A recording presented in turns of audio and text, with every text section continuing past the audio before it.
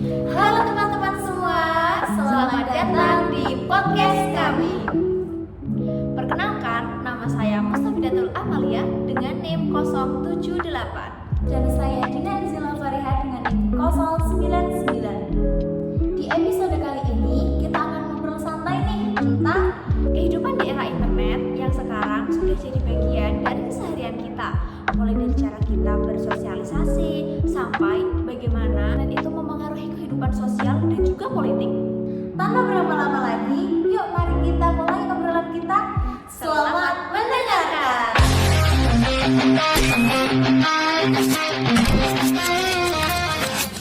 Oke, kita mulai dari topik pertama nih, yaitu The Institutional Diversity of the Network Society.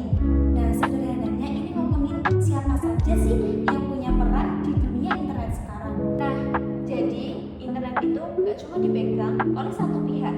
Ada pemerintah, perusahaan media, platform digital, sampai komunitas dan juga individu biasa. Contohnya, pemerintah nih pakai Instagram ataupun X untuk menyampaikan kebijakan. Terus media online menyebar berita, dan kita sebagai warga juga bisa bikin konten lewat YouTube, Instagram maupun TikTok. Nah, lanjut ke sociability di era internet. Kalau dilihat sih, cara kita bersosialisasi sekarang juga sudah jauh berbeda ya. Wah, beda banget dong tentunya. Sekarang pertemanan itu nggak harus ketemu langsung, bisa lewat grup WhatsApp, Instagram, ataupun media sosial yang lainnya. Semua orang tetap bisa ngobrol dan juga diskusi. Apalagi seperti kita ya, mahasiswa ini. Nah, walaupun kita itu jarang ketemu, tetapi kita bisa tetap aktif kok di kelas, bisa melalui grup WhatsApp atau media sosial lainnya. Oh, jadi begitu ya. Ya, Kalau soal struktur sosial di era internet itu kelihatannya juga makin berbeda ya dari dulu. iya lagi. Sekarang, pengaruh seseorang itu nggak selalu ditentukan oleh jabatan. Misal nih, ada content creator ataupun influencer. Nah, mereka itu bisa lebih didengar pendapatnya dibanding dengan tokoh formal karena mereka itu punya banyak followers dan dianggap relate sama audiens. Apalagi seperti kita nih, anak Gen Z ya. Apalagi kita anak KPI begitu Iya. ya. Iya, sangat-sangat nyambung. Terus ada juga nih pembahasan tentang the internet in the public interest. Nah, internet itu sebenarnya penting banget gak sih buat kepentingan publik? Penting banget dong. Internet itu membantu masyarakat untuk mengakses info pendidikan, mengakses layanan kesehatan, atau pengaduan lewat website dan aplikasi pemerintah yang sangat resmi.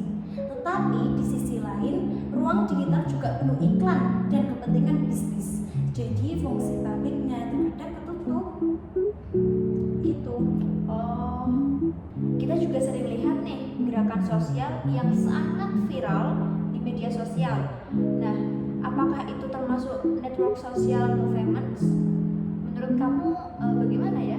Ya, sangat masuk karena banyak gerakan sosial sekarang lahir dari media sosial. Misalnya, kampanye kemanusiaan atau solidaritas yang cepat banget untuk menyebar. Terus bikin orang ikut berorganisasi atau menyuarakan suatu kepentingan. Yang terakhir nih, informational politik. Nah, politik sekarang itu nggak pernah lepas dari internet. Menurut kamu gimana sih dengan keadaan bangsa kita yang saat ini?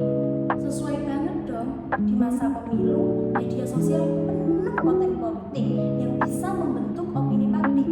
Ada yang positif, tapi ada juga yang hoax, seperti hal-hal yang negatif. Makanya, literasi digital itu sangat penting untuk masyarakat loh, biar nggak gampang ketipu dengan berita-berita yang hoax yang beredar di media sosial. Gak kerasa ya, obrolan kita hari ini sudah sampai di penghujung episode. Dari pembahasan tadi, kita bisa lihat kalau internet itu memang punya pengaruh yang besar dalam kehidupan kita sehari-hari.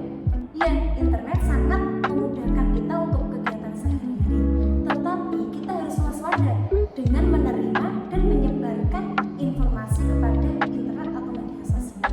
Semoga obrolan ini bisa bikin kita lebih sadar dengan peran kita di dunia digital. Dan terima kasih buat teman-teman semua yang sudah mendengarkan obrolan kita sampai akhir. Sampai ketemu ketemu kita di episode selanjutnya. bye bye